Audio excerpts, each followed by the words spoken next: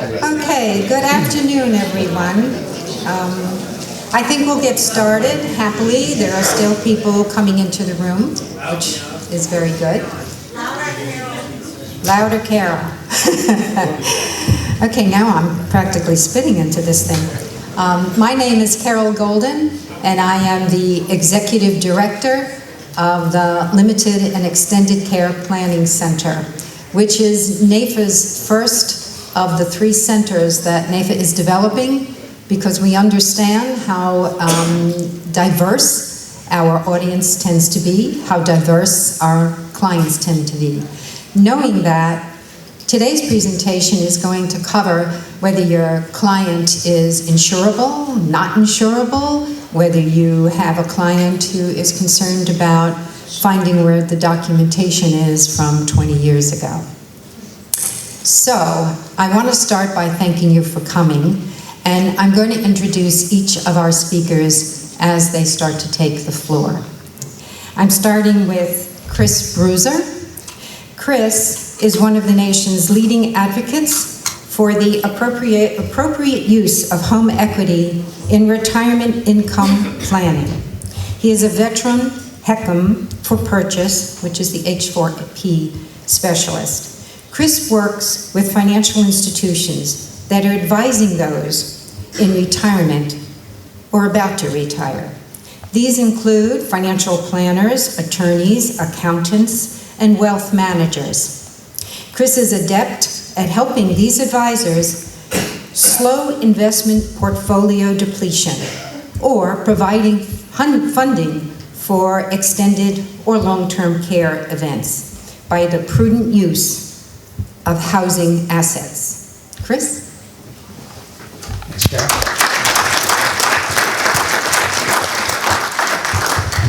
Good afternoon, everybody. Thank you. Can you hear me okay? Very good. So I'm honored to be here. Just a little bit about me. I'm very active in NAIFA as well. I'm a member of the Tampa Bay chapter, and I've been a member since 2011, 2012. I'm also a recent Lilly graduate. I graduated from the Lilly class back in March, and it's been a phenomenal experience.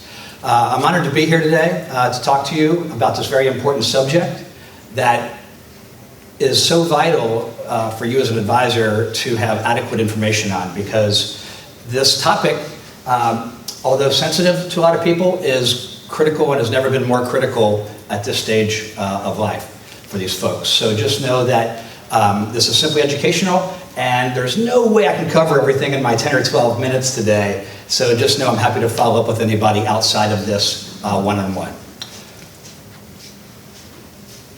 So I'm with Mutual of Omaha, believe it or not. So our company is called Retirement Funding Solutions, but about a year ago, we were purchased by Mutual of Omaha, which obviously is one of the most well-respected names in the insurance business. They've been around for about 110 years, and we're very proud to say that of all the ways that they could have got into this business, they chose to buy our company. So Retirement Funding Solutions, we are a Mutual Omaha company.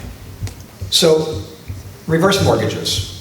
It's a topic that I love talking about, and I've been a reverse mortgage specialist for 13 years. Prior to that, I had a Series 7 life and health annuity license and worked at Smith, Barney & Dean-Witter doing retirement income planning back then. And I got into the mortgage business around 2003, 2004. And right around 2005, I started getting a lot of questions, people asking me, well, do you guys do reverse mortgages? And so I felt I had to look into this because I really didn't understand them. And so one of the first things that happened is when I investigated it, I said, wow, there's a lot of misconceptions out there. So I've made it my mission to really help people break down those misconceptions and be able to look at it as a tool. We like to call it the Swiss Army knife, because you don't always need it, but when you got it, aren't you glad you got one in your pocket? My grandfather always carried a Swiss Army knife and lots of cash, so. But let's talk about what a reverse mortgage is. And in some of my presentations, I have another slide, and that slide has 4 words, and it says, it's just a mortgage. One of the things that people tend to do is they try to make it more than it really is. And if you understand how a mortgage works, a reverse mortgage acts very similar, and we're going to talk about that. There's been a lot of changes, though. A lot of changes have taken place over the last 13 years. But back in 2013, a major change took place called the Reverse Mortgage Stabilization Act. And the reason why this is important to know is that since 1989, the program that exists is called a home equity conversion mortgage, and it's completely regulated by HUD, and it's insured by FHA. It literally takes an act of Congress to make changes to the program. And so a lot of those changes took place to make this more safe and a sustainable program so it's around for the long haul. First and foremost, the things to note, the homeowner retains title of the property at all times.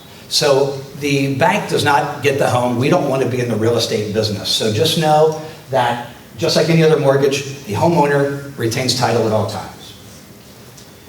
Because it's insured by FHA, the homeowner and the heirs can never be liable for anything greater than the value of the property. So that's important to understand. It's a non-recourse loan. A lot of people say, well, Chris, if mom and dad are living in the home and home prices tank and they're underwater, are they going to be kicked out of the home? And the answer is no. They cannot be removed from the property as long as they pay their property taxes, homeowner's insurance, and take care of the property. And they have to live there as their primary residence. This is not for vacation homes or secondary homes. It's primary residence only. Monthly payments, though, and this is where it differs than a conventional mortgage payments are not required to be made. And the reason why I say they're not required is because guess what? You can make a payment at any time without a penalty. So you can treat it like a regular mortgage in that instance, and a lot of people are surprised to hear that. What's the client profile for a reverse mortgage? Well, a lot of people have a conception that they have to own the home free and clear, and that's not the case. They have to have more equity, though, than what they owe on the property. The number one reason why my phone rings is to eliminate making monthly mortgage payments while in retirement. So just know that if you have customers that are not able to afford long-term care or other types of living expenses, by not making that mortgage payment, that frees up that cash flow for other purposes and other types of planning. Using it as a Social Security delay strategy. Delaying Social Security, as everybody knows, is a major benefit, but a lot of people take it too early. I think I saw 86 or 87% of most people take it too early. Well, there's some great research out there that's been done by my colleagues and some friends, including Wade Fowl, that says that you can use the reverse mortgage line of credit as an income bridge to delay taking Social Security benefits. But the one we want to talk about really is at the bottom. So you can now purchase a home with a reverse mortgage. So you might have customers who have a lot of equity tied up in their current home, and that home may not be right for them. They can now sell that home, capture that equity, and they can now buy their next retirement home with a down payment of around 50 to 60%, and the balance of that purchase is financed with a reverse mortgage that never requires monthly mortgage payments. So being able to take that equity that's locked up in their current home and being able to deploy that in other areas where they might be exposed is another great strategy that can be used for customers who might not be in the right house for them and have tons of equity locked up in that property. The reason why we're here today, though, is talk about the impact on long-term care. And I will tell you that if I looked at the last 13 years of my business, the most common reason why people call me is adult children whose parents are living longer than they expected and using the equity to help pay for appropriate care in the home. That way, the children don't have to be their parents' caregiver and continue working at their jobs and taking care of their families. So just know there's a perfectly symmetrical relationship between releasing the equity in one's home and using that to fund care in the home, aging in place, as they call it. A lot of people don't have long-term care insurance, and I think the most recent Fidelity study showed that the average out-of-pocket expenses in retirement, medical expenses, are about $280,000. And I frequently ask advisors, do your clients have a bucket to pay? for that. In a lot of cases, the home is their largest asset, so that's where they have saved. So just know that releasing that equity can be used to deploy in other strategic areas. All of this research, how am I doing on time, by the way? Is it okay? Okay, yeah, I want to be respectful to my other panelists here. So all of this research has been done at very high levels from the financial planning community. So much so that at the University of Illinois, they now have the Academy of Home Equity in Financial Planning, and a lot of our colleagues and folks in our business are pictured right there. So just know that we're not going to get at all this education today, but if anybody would like this research and to talk about this outside of this forum, there's a lot to talk about. And so I'm sure you have a lot of questions that we can answer outside of this 10 or 12 minutes we're going to have today. Self-insuring is a very common theme. The line of credit, a lot of people aren't aware that if somebody owns a home free and clear, there's a combination of ways that you can use out those funds. You don't need to take a lump sum. You don't have to take monthly payments. You can actually do a combination of whatever you would like to do. You can use it like a line of credit, where you can just pull funds as you need it. And that's how we really teach families how to use it appropriately so that they are able to control the size of the ultimate payback of what mom and dad use. So they can use it like a line of credit. Interest only accumulates on the portion that they actually use. But more importantly, because it's an actuarial calculation, the line of credit that's available actually grows by about 5% per year. So you might say, well, my clients don't need this right now, but in 5 or 10 years from now, when their needs do change, they can have that line of credit that's been growing at a 5% clip, and now they're going to have more funds to access when a long-term care event might be likely. So just know that that's certainly a way to use it. Yes, sir. I've had that already twice today. Is Yeah. there a time where that line of credit may be closed because they're not accessing it? No, sir. No, sir. The line of credit has never been canceled, and it cannot be frozen, unlike a regular home equity line of credit can be. So a lot of people say, well, why doesn't a person just take out a home equity line of credit? Well, first of all, they have to be able to qualify. For our home equity conversion mortgage, it's not based on credit score and income, it's based on age and equity. Okay, so they can qualify possibly easier for that. There's no monthly payments required, and the line of credit grows, and it can't be frozen or canceled. So there's a lot of advantages over a traditional HELOC. Great question. Yes, sir. Folks, thank you very much. That was quick, and I hope that was helpful, and I appreciate your time. Thank you, Chris. One thing I'm going to do now that we have everybody seated is please check that your cell phones are turned off. I didn't want to start with that because I wanted to go turn mine off. The other thing I'm going to remind you now, and I'm going to ask you at the end, is to use the new conference app because it allows feedback. The LECP Center is new, and we're evolving. What we're trying to do today is show you that the center has been developed with your client in mind, and those are very varied clients. Not only that, but they do change as they age, etc. So Chris has a way of providing funds. Perhaps the person is uninsurable, perhaps the children can't help, or whatever. So we're going to move on now. I'm going to remind you at the end, your feedback's important because this is the first year that LECP is presenting the track, and you can help me develop along with my team for next year's. I'm moving on now to Chris Hall. Chris works with financial advisors to grow One America Care Solutions product line.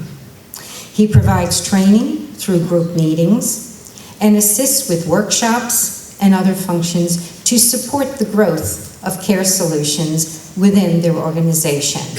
With no further ado, Chris?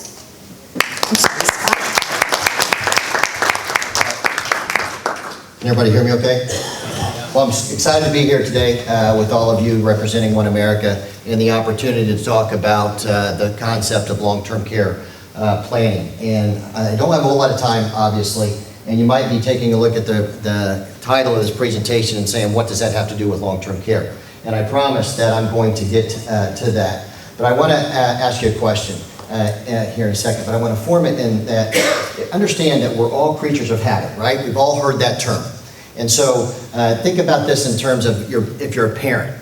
Do you find yourself saying something to your kids that your parents might have said to you when you were growing up, or doing things that your parents did? Am I the only one guilty of telling their kids because I told you so on there? No, it's what I've been told when I was a kid, and I repeat that. And my point is that what we've done previously dictates our habits. You probably have routines when you wake up in the morning. You probably have routines before you go into bed in the morning, or when you get out of bed in the morning. And that flows over into our personal lives as well. We're surrounded by habits that dictate what we do, and our future actions are influenced by that. Think about in our industry, how do we judge investments that we pick for our clients, right? We do that by usually trailing 3-year, 5-year, 10-year returns, right? So that's what I mean by the rear view mirror. Everything that we do, not everything, but most of the things that we do are dictated by the habits that we have formed over the years. And see, those habits can be problematic. And I'm reminded of a phrase that I've heard several times in my lifetime, and it was said by Rear Admiral Grace Hopper all the way back in the 1930s, when she said that the most dangerous phrase in our language is, because we've always done it that way. Well, what if the way we've always done it doesn't solve a problem that we really haven't experienced yet, right? That's what I need you to start thinking about. We need to start thinking into the future. And I'm going to make my point by these 3 dates. Anybody know what 2011 represents? It's the first baby boomer who turned 65. It's going to happen at 10,000 per day for 20 years. 78 million people. Now that's a lot of people, but here's what the good news for our industry and most of you in the audience is: what happens at 65? Average age of retirement. What happens at retirement? Rollovers. So we've seen a steady flow of rollovers for the last several years, and it's going to continue until 2031. But in 2017, that first group of baby boomers now turns old enough to where they're required RMDs. So now, not so good for our industry, because now money is starting to flow out a little bit. But what about 2026? Anybody know what that date represents? Medicare's program? Oh, Social Well, that might be true. That first group of baby boomers is going to reach the average age that somebody needs long-term care. And that's not that far away, right? Here's the thing. So many people care about long-term care. The stat is about 80 to 90% are concerned about long-term care, but yet only 10 to 12% owned or done something about it. And in my travels and experience, only about 25% of advisors are actively talking about it with their clients. And if you're part of that 25%, congratulations, at least you're doing something for your clients. But this is what can be problematic. And so my question is, how is this going to impact your clients? How is it going to impact your book of business? And I guess the question is, what percentage of your clients might be impacted? Because this is a large group of people that's heading towards this, right? So here's what I want you to do. Look at somebody to your right or your left right now. One of you, according to these stats, is going to need some form of long-term care in your lifetime. And these aren't One America stats. These are stats from a third party, an AARP. And other industries have also, or other groups have also projected that it's going to be over 50% of people are going to be affected by long-term care. And what's even worse is that 20% is going to need it for over 5 years.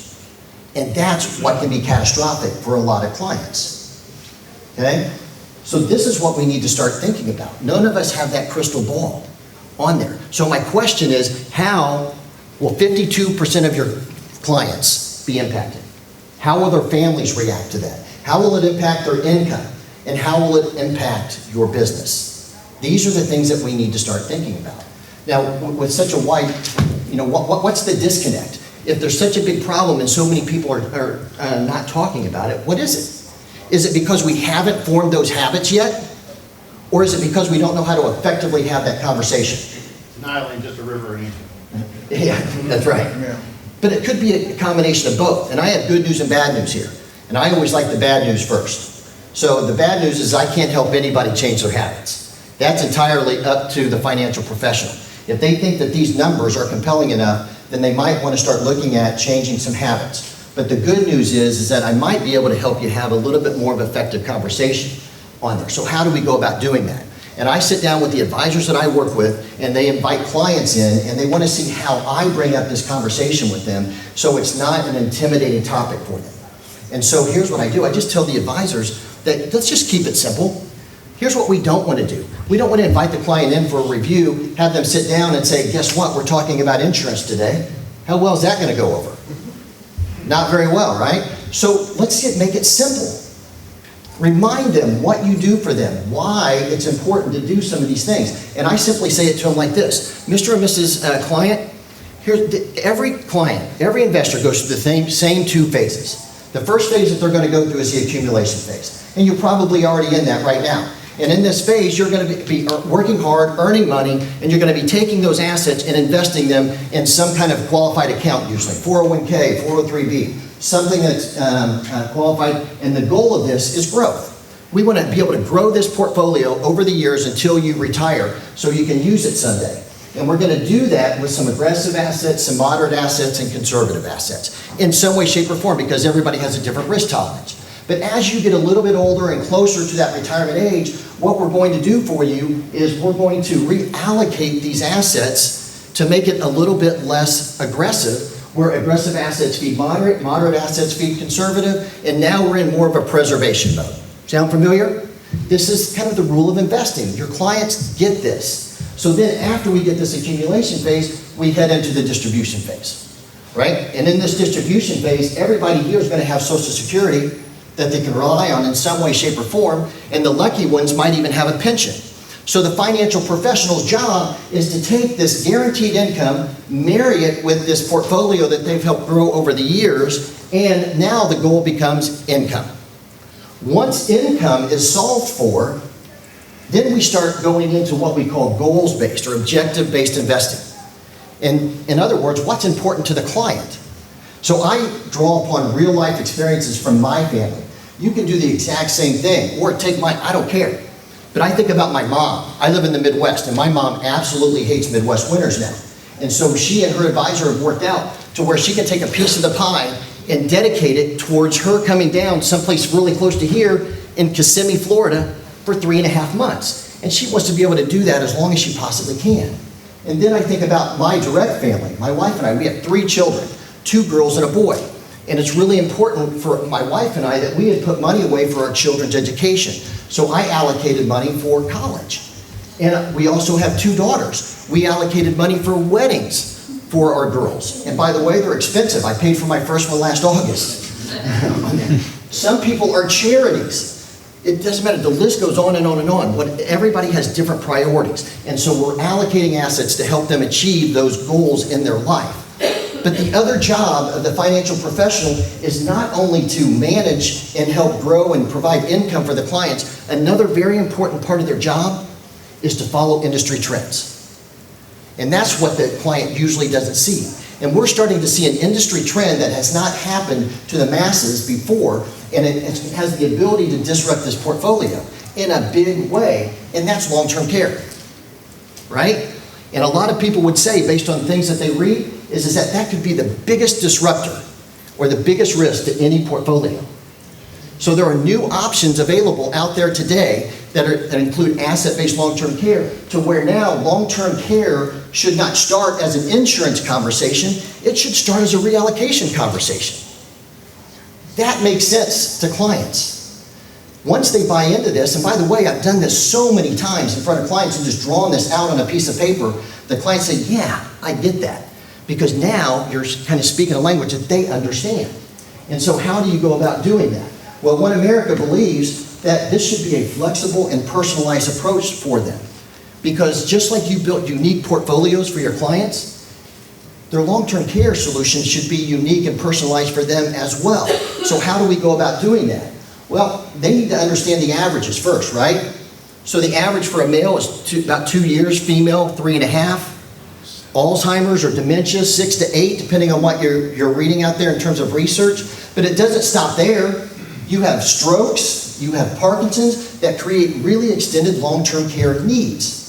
So if you're going to run into a client that says, okay, I buy what you're saying, and I want to reallocate a portion of my assets, but I don't want to overinvest, my resources are limited, they may want to say, I want to do this, but I only want to cover the averages. Well, if you want to do that, you can cover for 25 months on the low end, but you could also cover for 33 or 50 months, and even if you could do that for single, or you could have two people share a pool of assets. Not a long plan, but at least it's a plan for the clients. But then you'll run into another set of clients who says, I have longevity in my family, I've experienced Alzheimer's or dementia or strokes with a family member, and their long-term care needs were much longer than the averages, and they're only worried about catastrophic coverage. So we give them the ability to do 66 months or 100 months or even lifetime coverage if they want. And that's what I mean by flexible and personalized coverage for long-term care. Let them choose what is most beneficial for them. So what else separates One America from other companies in the industry? First of all, I just mentioned one, and it's by far our most popular option. It's lifetime coverage. People like to know that they won't outlive that coverage.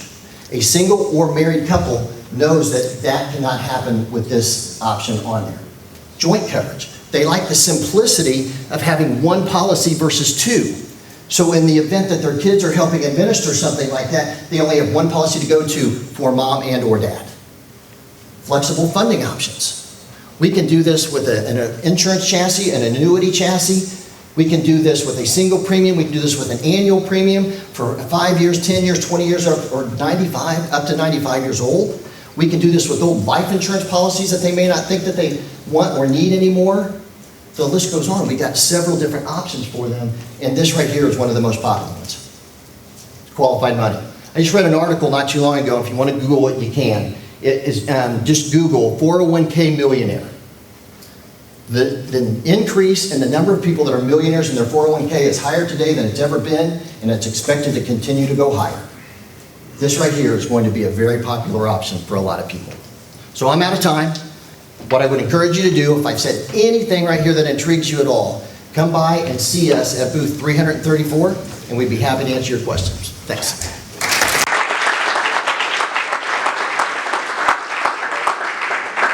Thank you, Scott.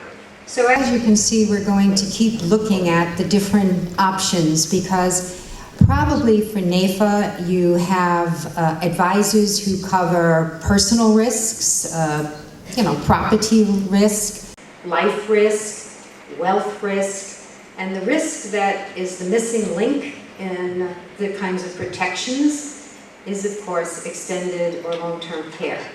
Our next speaker is Alyssa de la Cruz, and she joined Nationwide in 2014.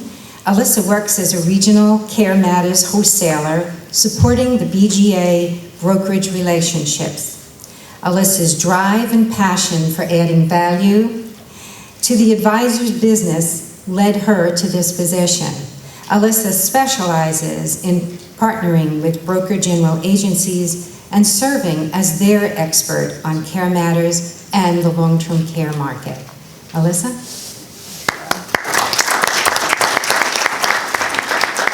Thank you. So I have a question for you. How many of your clients or even yourself have an HSA? Yeah, that's a pretty common thing that we own. It's something that we usually use, but what do our clients or even ourselves think where that opportunity may be? What do I use that for? Is it probably more likely that I'm thinking, I'm going to put that aside in case I have an emergency this year and need to pay for stitches for my kid, or maybe I need new glasses, contacts, whatever it may be. That's what we love to use the HSA for. However, do we know really that depth and opportunity that we can use this for? So in mine, I know that's what I thought an HSA account was for, or what I used it for. So actually a couple of weeks ago, my husband was out of town. I had the opportunity to really do some do-it-yourself projects. He told me, hey, can you just pay the neighborhood kid to come and do the yard work and all that stuff? I know the lawnmower wheel's a little loose. I said, no, I got this, I can do it. I'm gonna save my $40 and really do this. I fixed a wheel on our lawnmower. I even went as far, very humble, to send him a video doing the Tim the Toolman Taylor grunt. So very humble, very humble. And he was like, all right, I guess you fixed it. But life has a way of humbling you really quickly. I went outside, was trimming some hedges in the backyard, made the mistake of not holding the hedger with both hands, cut my finger, got my hand out of the way. Urgent care was not open, and I'm definitely one that likes to save her pennies, so I was like, what else can I do? The doctor's office is not open, urgent care is closed. How does Ohio not have a 24-hour urgent care? Now I'm going to the ER. $1,600 later for 4 stitches, that's where my HSA account came in. And that was just for this little emergency. What about things like extended care and long-term care? How can I use that HSA to really take it to that next level and leverage that? So that's what I'm going to go over, along with some other opportunities of what you can look for when you're looking for other options to really help fund for long-term care or opportunities to take it to that next level.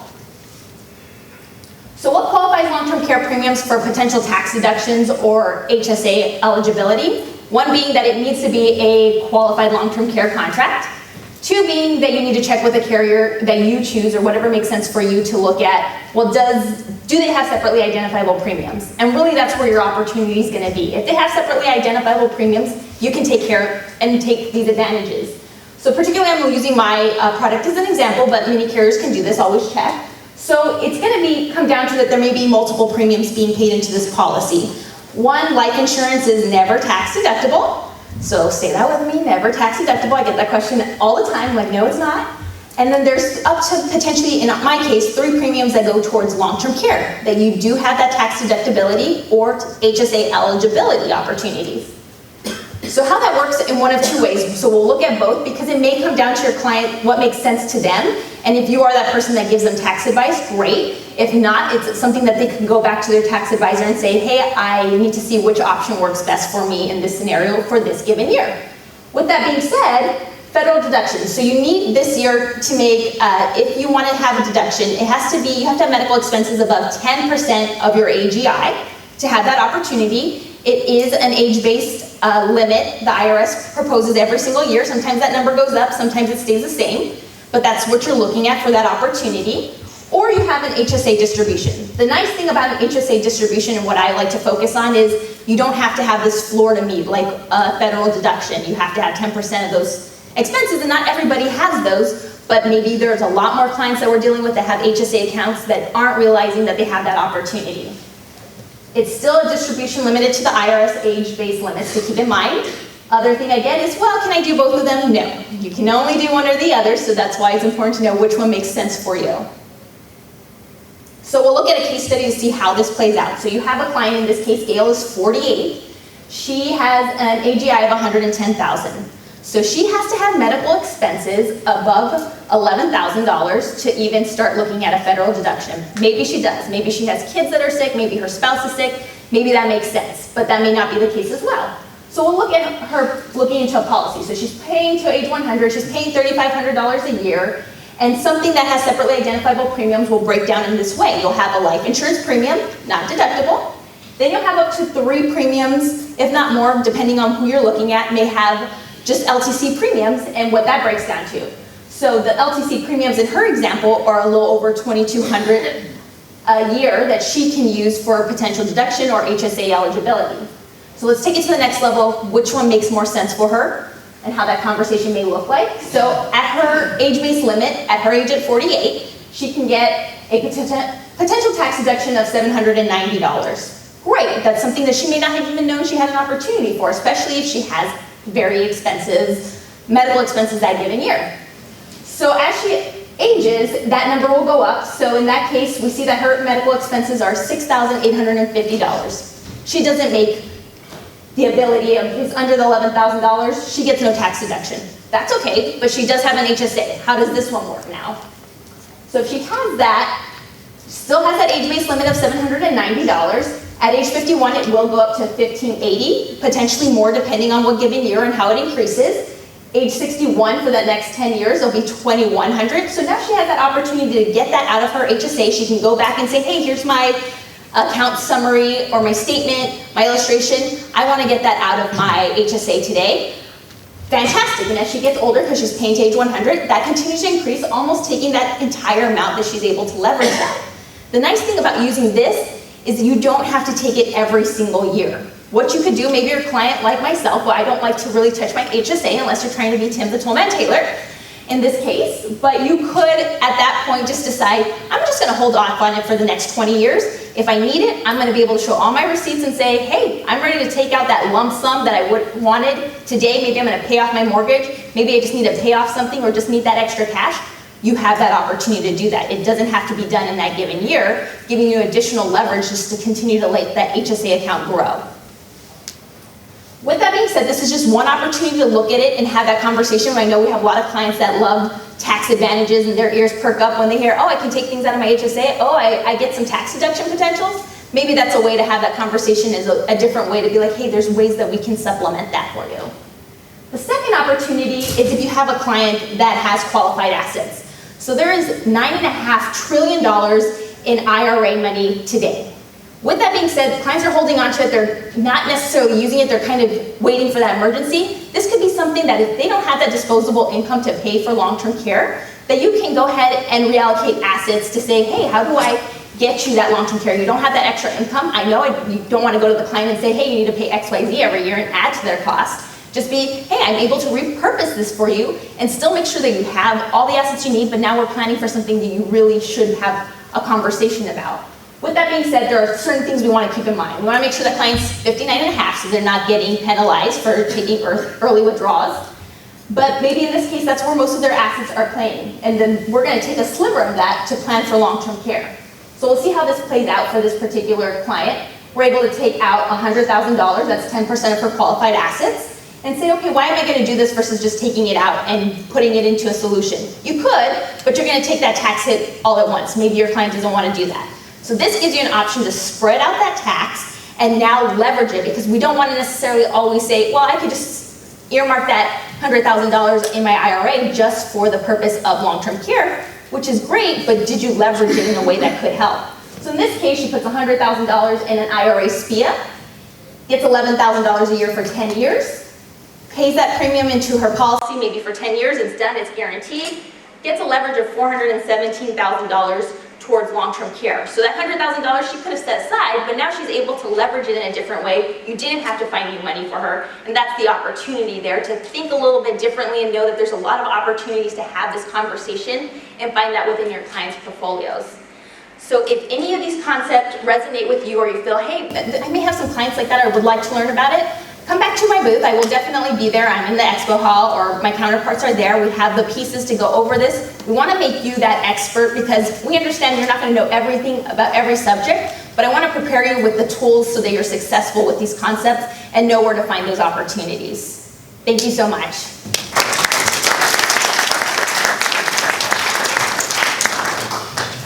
Okay, as you see, our speakers are not going into details and depths. And I encourage you to seek them out in the hall downstairs for the printed materials, for the support. I've asked them today to just deal with the concept so that you can see that the sponsors at the LECP have you in mind, because all of your clients are so different, have needs that evolve, etc. The one thing that everyone has, I'd say, in common here is that you get clients involved in policies of any sort, P&C, life insurance, and then what happens?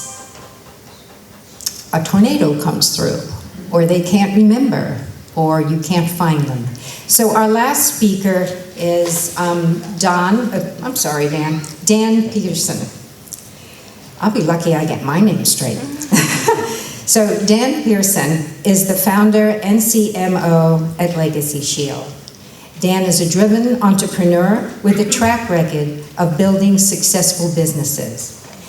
He has experience in creating and selling successful businesses and continues to do so, focusing on industry disruption. He is a motivated and consumer-centric leader who seeks out variable solutions that lead to thriving businesses as well as happy customers. Dan, Legacy Shield. Thank you. Everyone hear me? Wow, that's loud. Okay. It's funny you call me Don, because that was, I drank too much in college one day, that became my nickname, so. Oh, anyway. I'm drinking water. I'm innocent. So let me get to it.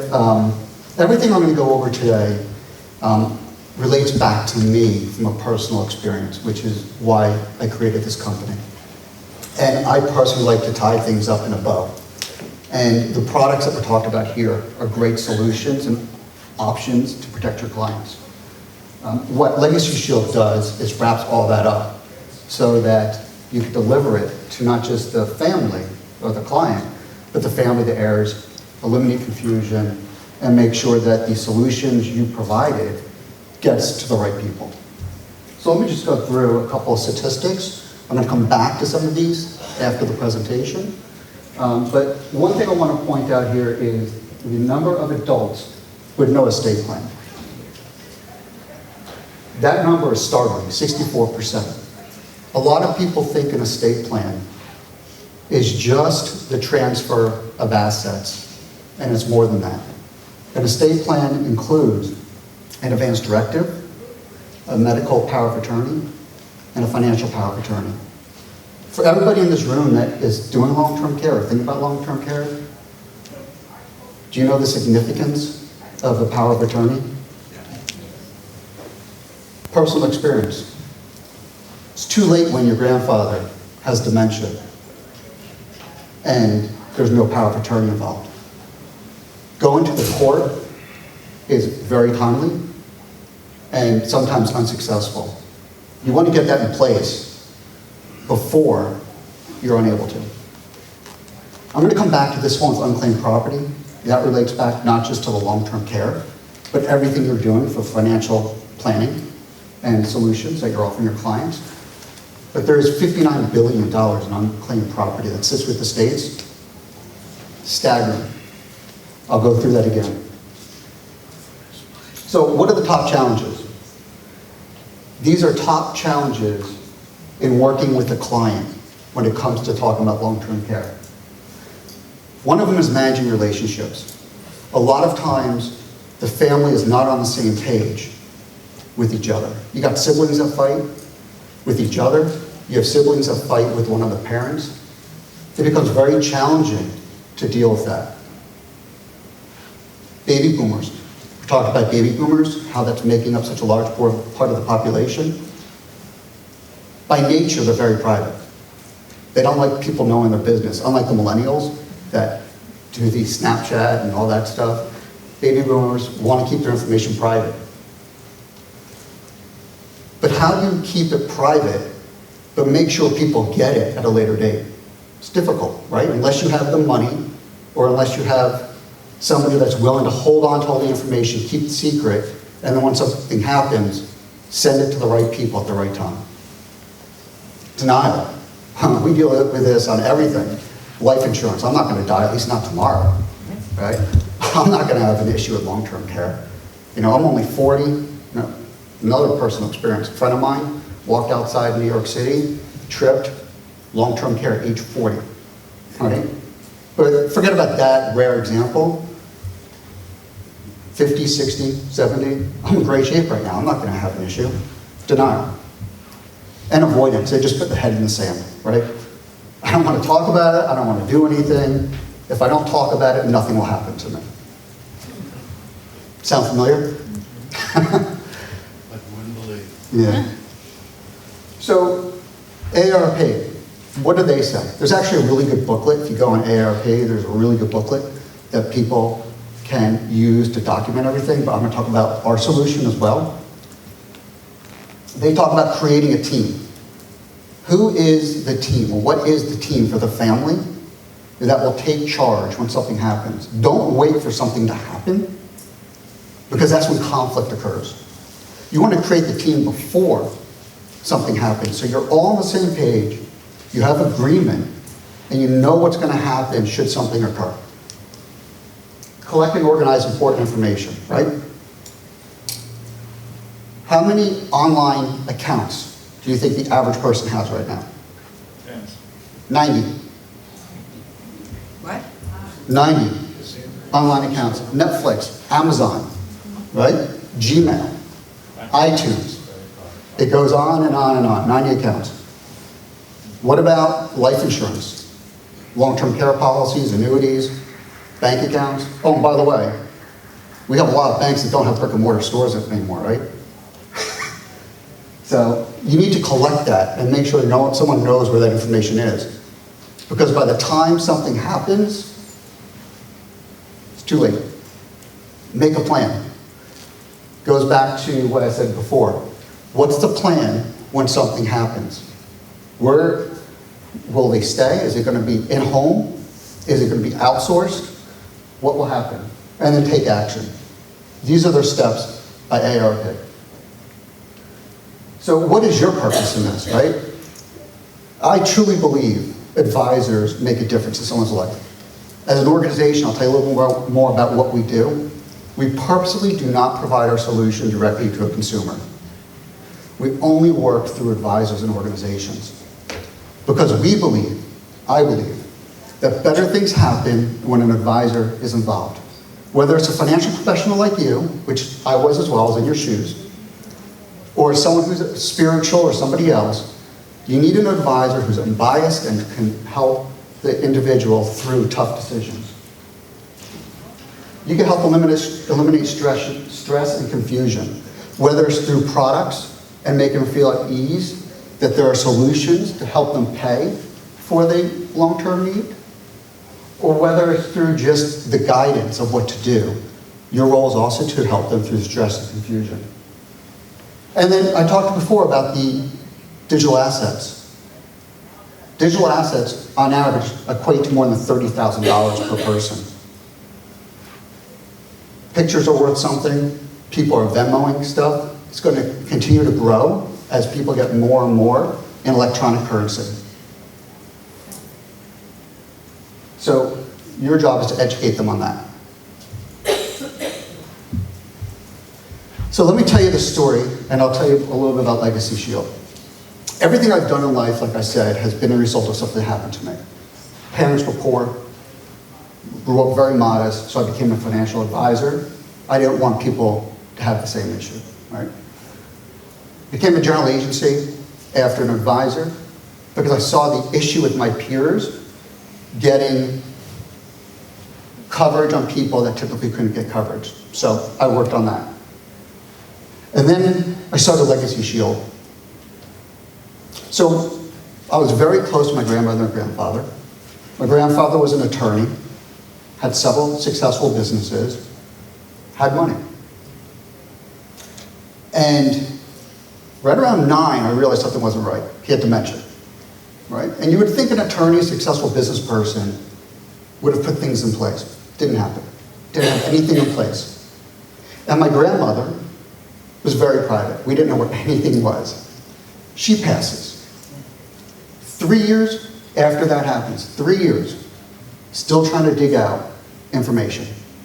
Had no idea where the assets were, didn't know where the banking information was, didn't know if there was insurance policies, didn't know anything. So after the 3 years of finding information, we got to the point to realize we think we found all the information, but we have no idea, right? We have no idea what's out there. More likely than not, it makes up that $59 billion of unclaimed property, right? And that is growing every year.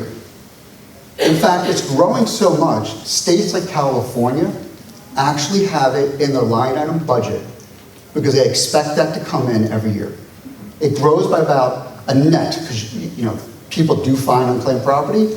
In a net number, it's about $3 billion that it grows every year. Startling number. And will continue to exponentially grow with digital assets. So why Legacy Shield? What do? We are that platform to store everything. Whether it be the documents, whether it be the final wishes, whether it be life stories. We also have estate planning documents to solve that. It comes with the platform. We provide that to the client through the advisor. It's a way for them to store the information and determine who's going to get it at a future date. We have a 2-factor human authentication so people can keep everything private now and share it on an event like death, disability, or incapacity. It's like having that third-party administrator hold on to the information and only pass it out when it's needed. It's non-threatening because they can do it on their own time. It doesn't have to be done with the children. It's a system for them to do it on their own time. It's an end-to-end platform because it incorporates the estate planning aspect. It incorporates the final wishes. And by the way, one of the biggest issues, one of the reasons why people contest estates, because brother and daughter do not agree on the final wishes. One wants to be cremated, the other wants to be buried. They fight, and once they fight, then they start contesting the assets. So having that clarity helps a lot. And then multi-generational connectivity. I'm not going to say the staff, but you guys all know the challenge of G2 using you as an advisor. Not good, right? Insurance proceeds, they take that money, go somewhere else. The money that you've been managing, take that money, go somewhere else. And that's because there's no connectivity. This is why long-term care is so important. If you're solving their problem, if you're connecting the children to the parents, like our platform does between all the generations, you have a much higher probability of retaining those assets. So if you'd like more information, like everyone else, we're downstairs. I don't know my booth number, but I do know I'm across from this guy over here. So come visit. I'm happy to provide more information.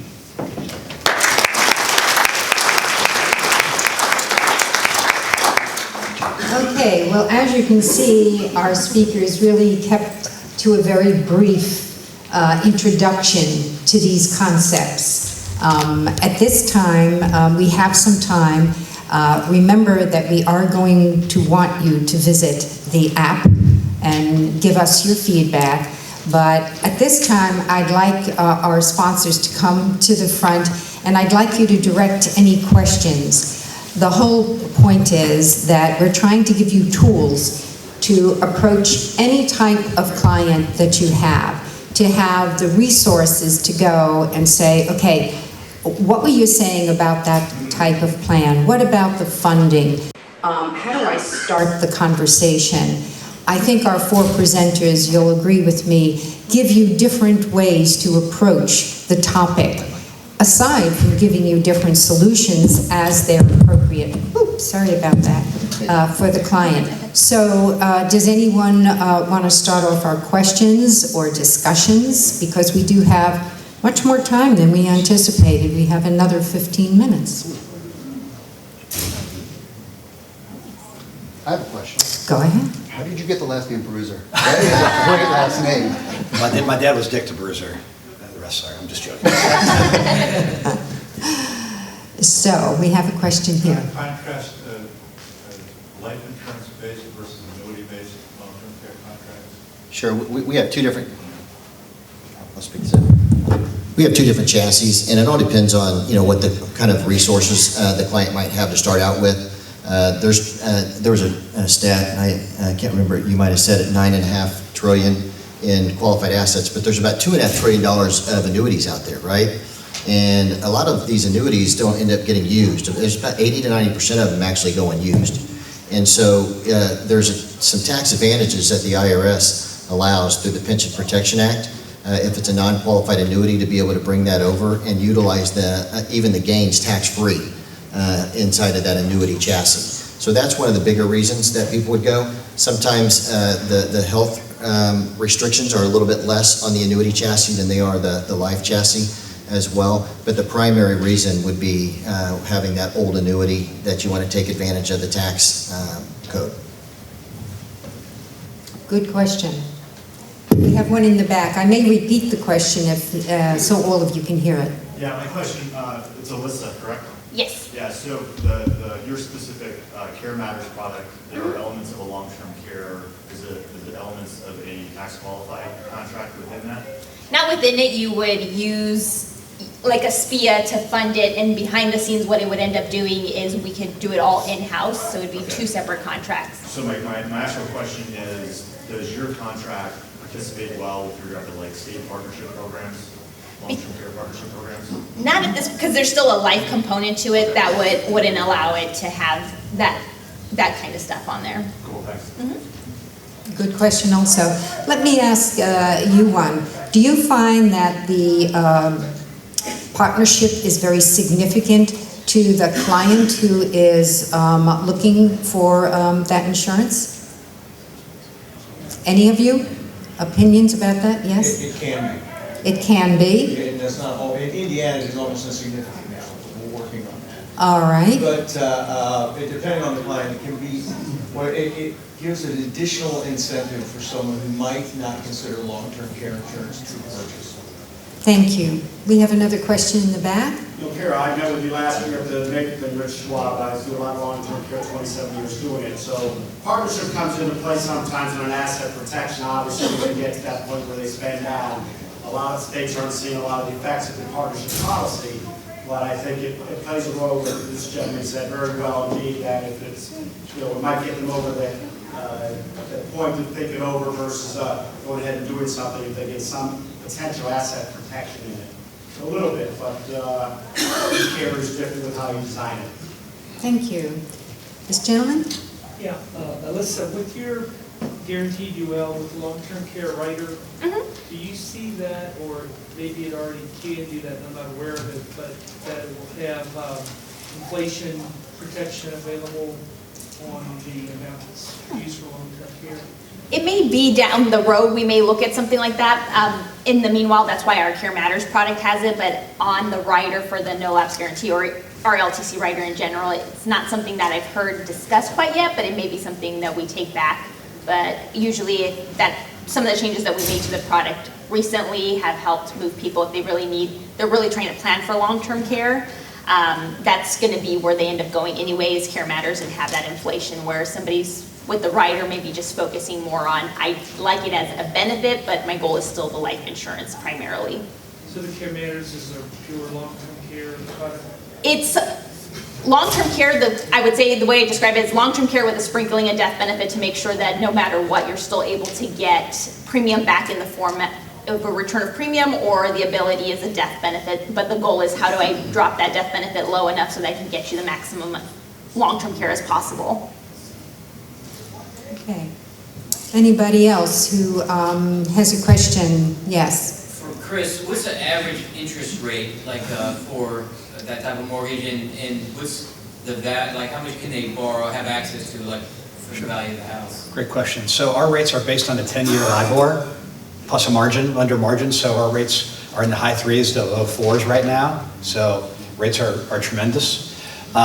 The amount of equity they can qualify for is an actuarial calculation. So the older they are, the higher percentage they can borrow. Just say average, if they're between 62 and say mid-70s, right around maybe 50%. I mean, they can't borrow 100% of the value, obviously. So 50%. I'm actually working with my oldest customer right now as we speak. The first time I've worked with a centenarian. The lady's 100 years old. She just quit driving at 98. And she was living in her home.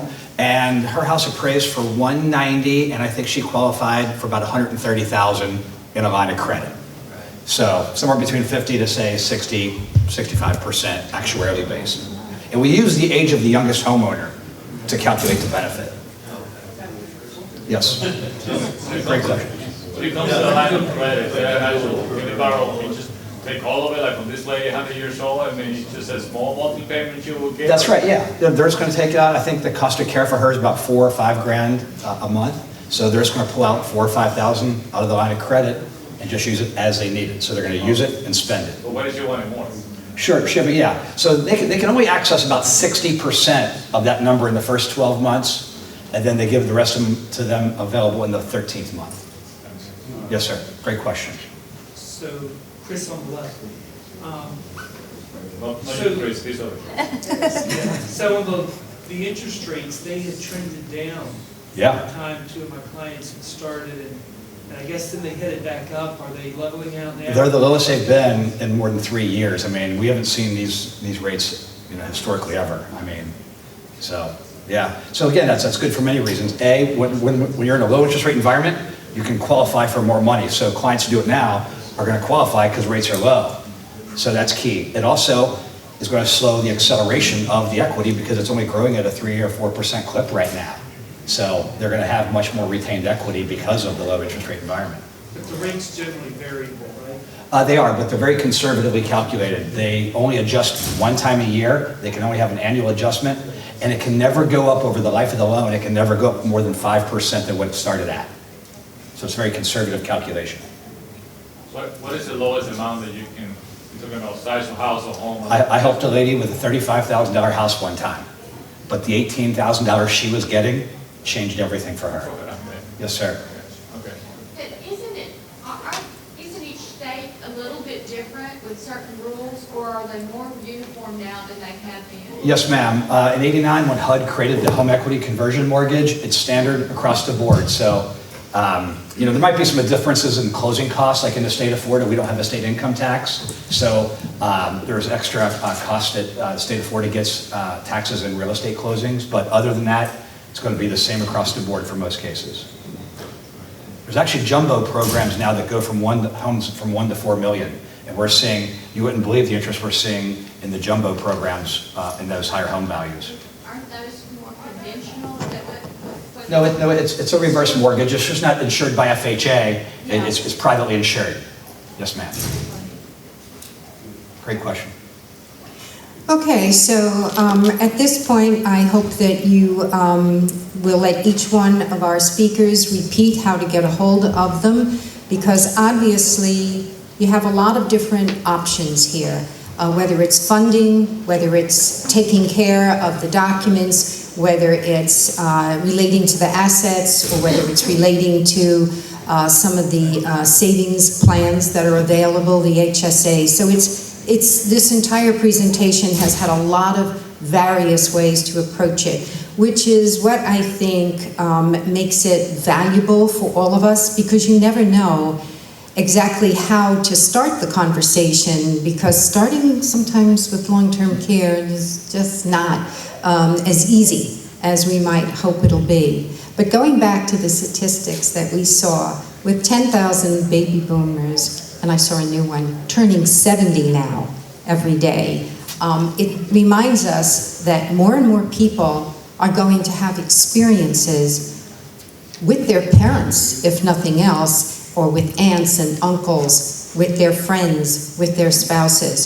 So I think our time has come, and I hope that what you take away from our session is that there are a lot of different ways to approach this. There are a lot of correct approaches for various clients, and I hope that it'll allow you to go back to your current clients and talk about this. Ask, is there some way that I can help you?